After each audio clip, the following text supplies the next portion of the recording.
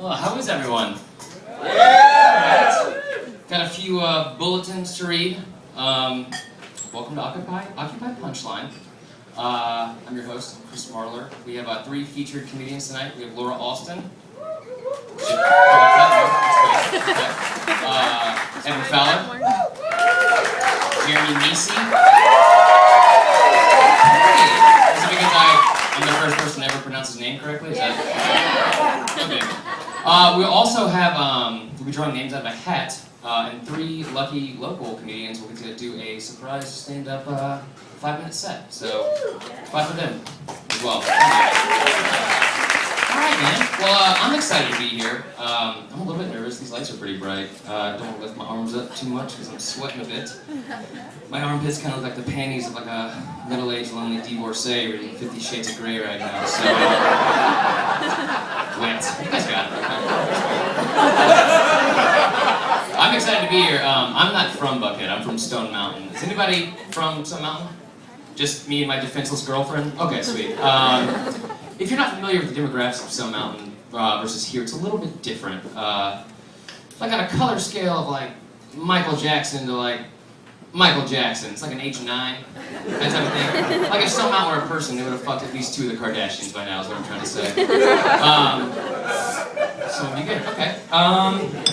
No, I grew up in Stone Mountain. It's an all-black neighborhood. I'm the only white person in the neighborhood. By the way, you know you live in an all-black neighborhood if you're driving through. You don't see any signs that say, slow, kids at play.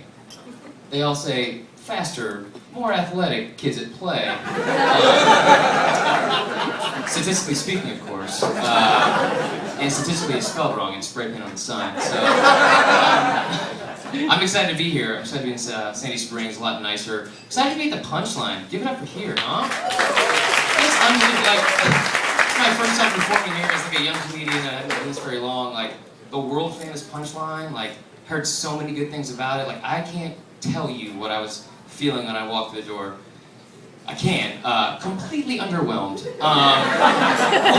Where are we right now? And how many termites are amongst us? This looks like an American Legion or something like that. Like, none of you should be here. It should be like just 2 old Vietnam vets at the bar with like mermaid tattoos in their forearms, just telling racist jokes and like avoiding their wives all night. That's about it. So I thank you for coming out, especially because you had to buy your tickets online, which is the most inconvenient thing in the world now, thanks to Ticketmaster. That's unbelievable. Like, I would have loved to have been in the room when that guy was like presenting that idea. Like, listen, I got an idea. Here's what we're gonna do. We've already monopolized buying tickets. Now we're gonna monopolize inconvenience. And ironically enough, charge a convenience fee. So what we'll do is we'll put a word out there. No one will be able to read it. It's gonna be in a font that's best described as like, I don't know, 4th grade magic eye. By the way, best part of it, not even a real word. What we're gonna do is, we're just gonna barricade off a basement and get Sloth from the Goonies and that retarded girl from Glee, good liquored up, and just record them trying to formulate words. We'll put that in there. That'll be the secret password, and that's how we're gonna qualify who's allowed to see Coldplay next Thursday. So, it's pretty good. Actually, almost confident. Take some of that. I'm just kidding. I don't really get into music much anymore because it kind of sucks. Really, if you think about it, like the best artists out there, like lyrically and like vocally talented wise, is probably Adele, which is sad. Okay, that's pathetic. It's not like I don't think she's great. She's very talented, but it's just like every time I hear her, I feel like I'm on my period. Just slightly empowered, but mainly want to put on some sweatpants, eat my feelings, and watch a Hugh Grant movie or something like that. So, but we don't have a lot of other options. Like, you think about it, like Toby Keith is still relevant somehow? How is that possible? Like, his songs don't even sound like music anymore. It's just like a redneck rant of his likes and dislikes. Like, likes, America, freedom, draft beer, Semper Fi. Dislikes, Obama, minorities, the Kardashians, and having to Google what Semper Fi means. It's ridiculous. What's new, guys? Adele's pregnant, by the way. Yeah, I don't know who the father is, but I can imagine with her body type and just overall low self-esteem and self-worth, it has to be a black guy. I'm from Stone Mountain, I'm allowed to say that. What else is new? John Travolta's just scouring the country for hand jobs. That's a real thing. That's unbelievable. Like, I have nothing against gay people by any means. My only problem with the whole situation is the way he and his legal team decided to defend themselves. Because the only thing they said was a very simple, listen, there's no incriminating evidence that John Travolta's gay. To which my only argument would be all 98 minutes of Grease. Because watching John Travolta try and dribble a basketball is about as heterosexual and masculine as watching Richard Simmons go to football camp at Penn State. So, yes, that is terrible. That's a rape joke. That's a rape joke. What an asshole. Jerry Sandusky. Unbelievable. You can't not talk about it. Well, you could, but I'm not a good person, so. Am I the only one that's a little bit. I'm happy he was found guilty, but I'm the only one that thought his punishment wasn't severe enough. Yes, just you? Okay, cool. You're all there. That's terrible. Because I just recently heard that he didn't get sent to prison. He got sent to juvenile, so he's right back in the game. So that is terribly offensive. One of the difficulties of doing comedy right there, just offensive jokes. People get offended very easily. I was in a show a while back, and it's a true story. I was doing a show a while back, and I said the word midget. And there was a short person in the front row, and she was pissed. So I said dwarf to correct myself. And she got even madder. So from now on, I just call all short people the N-word so nobody gets offended. I don't really do that, so it's okay to laugh at that. That would be terrible if I did that. What else is new, guys? I just got a new job. Thank you. It's been going great. I had to go get a new job. I started my own business in this economy, which was terrible. And, thanks, I guess. No, I started my own business, and it went into bankruptcy pretty quick. It was a men's department store. Basically sold suits and menswear, but specifically to blind people. You may have seen this, our motto was, "You're not going to know the way you look. I guarantee it." No, I got a job in sales now, which is pretty difficult. Because I don't know what anyone's talking about.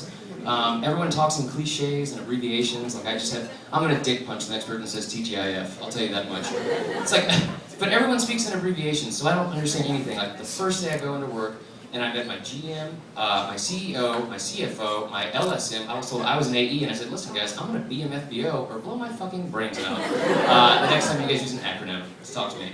So from now on, I just introduce myself. Hey, I'm Chris Marler. I have AIDS. Thank you. Spells AIDS. Okay. But it's not the greatest job. I'm trying to get into it, but it's just difficult because I don't get it. People I was in there the other day and I was like, hey man, what's the secret of this job? And people are like, man, you got to be a bull, bear, shark, moose, shaker, other intimidating words and verbs and stuff like that. I don't know. It's just somebody the other day came in and he said, he goes, man, you got to kill it, bro. You gotta fucking crush it, dude! To which I fired back, it's yeah, man, ride together, die together. Salesman for life. But it's just difficult to really buy into that whole lifestyle. It's I'm trying to, but it's hard for me to just jump into that. Being in my mid-20s and making entry-level salary for the first 2 years and wearing nothing but just only Van Heusen clothes and just hoping that I can cross my fingers and by the time I'm 30 I can afford an Acura, it's an almost nice car. And then when I'm in my 40s I can just ease into a lifestyle I'd best characterize as the color beige. Start wearing all white New Balances and just ignore my wife and kids and just dive headfirst in that American dream of just settling. So, we'll see how it goes. But it is my first grown-up job. I'm a little bit of a late bloomer. If you couldn't tell. This overweight Superman. That's all I've got today. No, I'm a little bit of a late bloomer. I had to do this for the first time at the age of 26 this year. I had my condoms for the first time. Which I know sounds pathetic. But to my defense, Actually, I'm not even defend it. That's just pretty fucking pathetic. It wasn't like I was like a bird or anything like that. Like I've been old now, but like I kind of treated my virginity like my golf game. There were some mulligans along the way. It didn't count. Like just a tip didn't count. If she weighed more than me, that didn't count. I don't make the rules. I don't break the rules, guys. You know, I had to get my condoms for the first time. My girlfriend came up. She said, "Listen, I had to change birth controls, and one of the side effects, you have to wear a condom for the first 30 days. I was like, that sucks. And it wasn't like we weren't being safe. Like, we had used other forms of protection. Like, this old Native American tradition that's been passed down by my family for years called pulling out. And that's about 83% effective. And then my fist just violently punching her uterus while she sleeps, that's another 17%. So it all adds up. You know what I'm saying? So, but I have a tendency to overanalyze everything in my life. So, I was like, this sucks. This is going to be so awkward.